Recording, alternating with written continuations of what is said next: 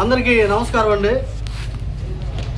మహాత్మాజీపురం ST Yanadi కుల సంబంధించిన వారు తరతరాల నుంచి ప్రభుత్వంలో వాళ్ళు ఏదో ఇల్లు వేసుకొని సాగు చేసుకుంటే, గత ప్రభుత్వంలో వైసీపీ ప్రభుత్వంలో అక్రమంగా ఇసుక పట్టుకుంటే మేము ఇదే ఆఫీసు ముందు ధర్నా చేసి అది కట్టడి చేసాం.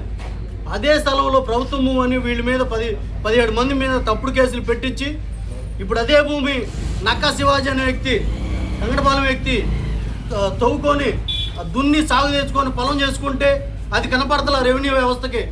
యానాదులు అమాయకుల మీద, పేదవారి మీద తప్పుడు కేసులు పెడతాకైతే రెవెన్యూ వ్యవస్థలకి చేతులు కాళ్ళు వచ్చినాయి. ఇప్పుడు అతను తవ్వుకొని దున్నుకొని పొలం అయితే వాళ్ళు వేసుకోవచ్చు. అతనిగా ఒక న్యాయం, ఈ యానాదులకు ఒక న్యాయం. రెవెన్యూ వ్యవస్థలు ఎందుకని ఈ పేదల మీద, ఈ యానాదుల మీద ఈ ముసలి కన్నీరు కాస్తున్నారు? వీళ్ళంటే ఎందుకు పట్టలేదు ఈ రెవెన్యూ వ్యవస్థకి? ఎక్కడైనా ఈ వ్యవస్థలు మారాలి, వీరికి న్యాయం చేయాలి.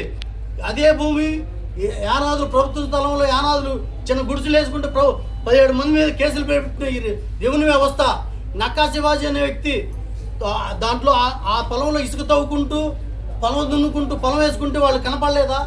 ఎందుకని? ఒకరికి ఒక న్యాయం, ఒకరికి ఒక న్యాయం.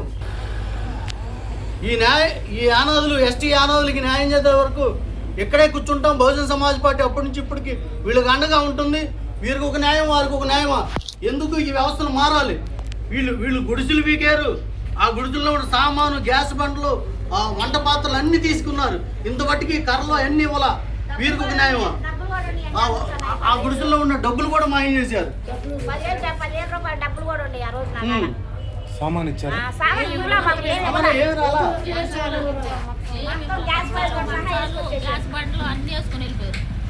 రెవెన్యూ వాళ్ళు